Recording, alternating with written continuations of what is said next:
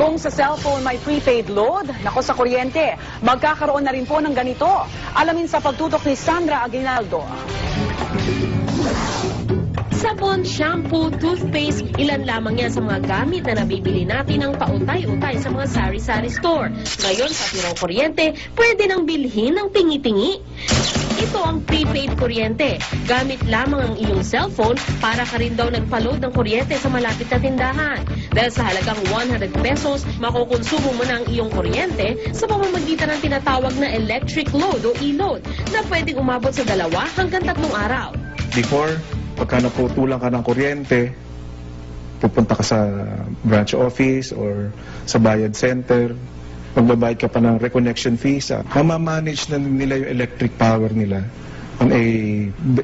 in a better way. Mas napapabilis daw ang daloy ng kuryente patungo sa bahay-bahay sa mas pinaginhawang paraan ng distribusyong ito. Kasalukuyan na itong ginagamit ng ilang bansa sa Europa at South Africa. At ang sistemang ito makakatulong raw sa pagsugpo ng matagal ng problema sa illegal na koneksyon. Unang-una, ba't ka pa magja-jumper? Kasi affordable naman eh. Di ba?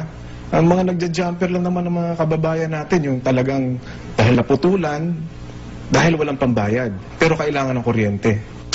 Sa metrong ito makikita ang halaga ng iyong natitirang electric load. Kusa itong nagbiblink kung kailangan ng muling lagyan ng load. Makakatanggap ka rin ng mensahe sa iyong cellphone bilang paalala na malapit nang maubos ang iyong load. Pero ang tanong, approved naman kaya ang sistemang ito sa ating mga kababayan? Sa akin yun mas, yung pipila pa rin sa Meralco. Kasi masigurado. Sa ngayon, sa hirap ng pera at sa hirap ng buhay, mas maganda yung ganon. Mas kaysa yung sa ginagawa ngayon. Mas okay yung prepaid. Kung continuous yung gamit mo ng kuryente, so pag nag-cut off siya, takbo ka kaagad sa di ba? Ano pa, tawag doon, abala pa sa oras. Sa Hulyo ng taong ito, inaasahang magiging operational ang prepaid kuryente sa lahat ng lugar sa buong bansa.